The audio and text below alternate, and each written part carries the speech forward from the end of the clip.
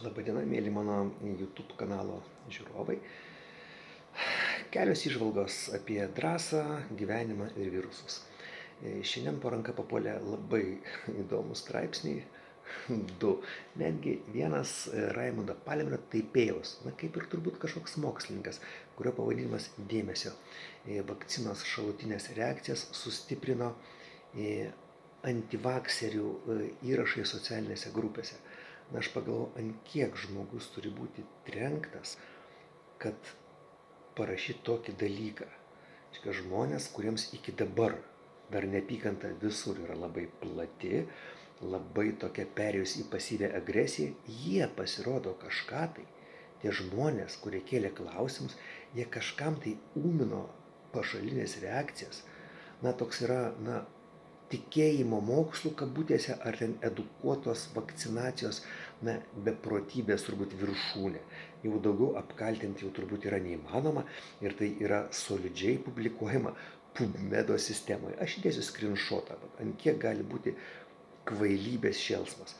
Kitas straipsnis yra rimtesnis, tai yra norvegų kalba, jeigu norit išsiverskit, tai nesudėtinga.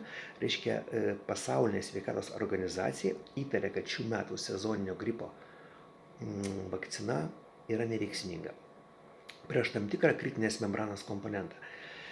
Ir aš galvoju, jeigu būtų kultūringa medicinos sistema, tai turėtų pristabdyti vakcinaciją, greitai ištirti, ar tikrai veiksminga ar neveiksminga, ir jeigu veiksminga, ramiai skiepyti toliau nuo gripo tos žmonės, kurie tiki ir nori.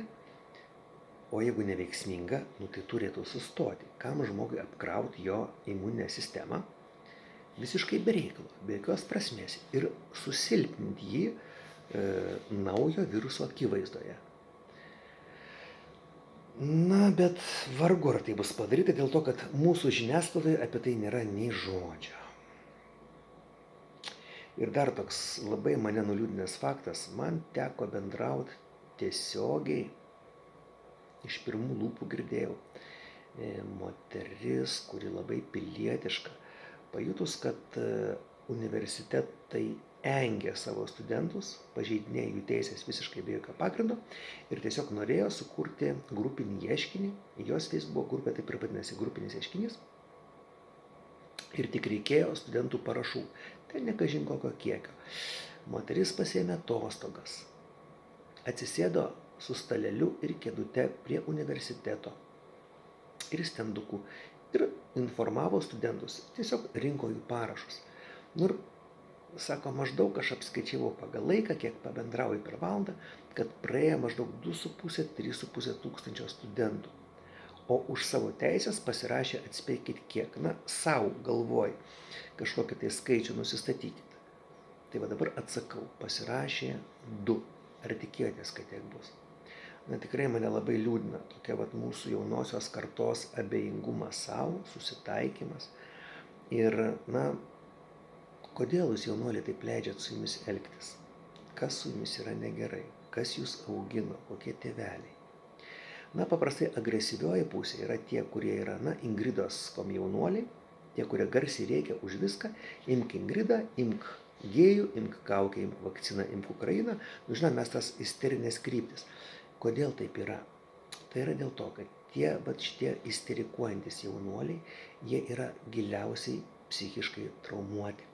Žmogus gerai pasijunta, tik tai minioje, jis pasijunta saugesnis, kada deklaruoja tas fanatiškas tiesas, nebūtinai sutampančias su jo pasaulėžiūra, visiškai nebūtinai, bet žmogus tik tokiu būdu pasijunta geriau.